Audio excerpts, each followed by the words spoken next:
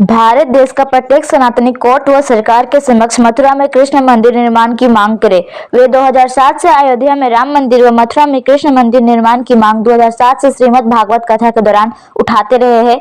ये बातें श्रीमद् भागवत पुराण के अंतर्राष्ट्रीय ख्याति प्राप्त कथावाचक धर्म रत्न शांति दूती पूज्य श्री देवकीनंदन ठाकुर ने कही। वे शुक्रवार को स्थानीय मुख्य डाकघर के पीछे स्थित दीपू सिंघानिया के आवास पर आयोजित प्रेस कॉन्फ्रेंस में बोल रहे थे।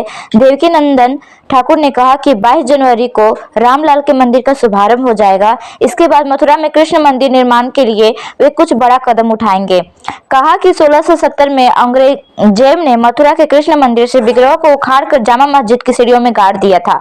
विधर्मी उस पर चढ़कर मस्जिद में जाते हैं। इस मामले पर कोई भाईचारे की बात नहीं करता दिखाई देता। कहा कि कथा के माध्यम से पिछले 27 वर्षों से सनातनियों को जगाने व उनकी आवाज उठाने का कार्य कर रहे हैं।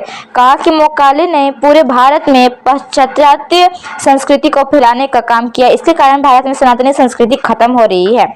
अधिकतर सनातनी अपनी संस्कृति को इग्नोर कर रहे हैं। ना तो सनातनियों के मस्तक पर तिलक है, ना सर पे सिखा और ना ही हाथों में कलावा। माता पिता अपने को मॉडर्न बताकर अपने संतानों को खराब कर रहे हैं। माता पिता व गुरुजनों को पैर छूने की आदत ही सनातन संस्कृति है। हिंदू राष्ट्र यानी राम राज्य घोषित होने से सभी भारतीय शांति से रह सकेंगे। हिंदू राष्ट्र के माध्यम से राम राज्य की कल्पना करनी चाहिए। राम राज्य में धर्म की जय हो, अधर्म का नाश हो, प्राणियों में सद्भावना हो, विश्व का कल्याण हो का नारा गूंजता है। सनातनी अपना ही नहीं पूरे विश्व के कल्याण की बातें करते हैं। देवकीनंदन ठाकुर ने सवाल खड़ा किया कि आजादी के बाद मंदिरों में सनातनियों के चढ़ाए पैसों को सरकार ने क्यों कब्जे में किया? आखिर उस राशि से किस मजहब के लोगों का कल्याण हो रहा है? कहा कि मंदिरों में चढ़ावे की राशि से प्रत्येक जिले में 5-5 गुरुकुलम की स्थापना होनी चाहिए।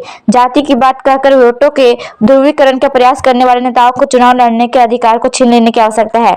ऐसे नेता गलत मानसिकता के साथ काम कर रहे हैं। कोई नेता रामायण चला रहा है तो कोई वेद, कोई ब्राह्मण को गाली देता है तो कोई देवी देवताओं के बारे में गलत बोलता है। सनातनी इसे कैसे सहन कर सकता है? जाति की बात करना देश व ऐसे नेताओं के लिए घातक सिद्ध होगा।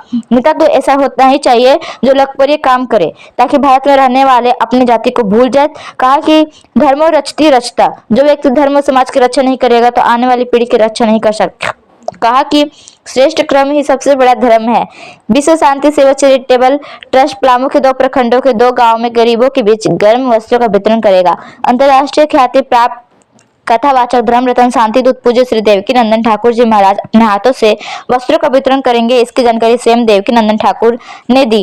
कहा कि पुरातन ऋषि मुनियों ने धर्म का मार्ग सिखलाया है, जरूरतमंदों की सेवा करना व दूसरों के दुख को बांटने की बातें बताई है। इसके तहत वे प्रत्येक वर्ष ठंड के दिनों में गरीबों व जरूरतमंदों के बीच वस्त्रों का वितरण करते हैं।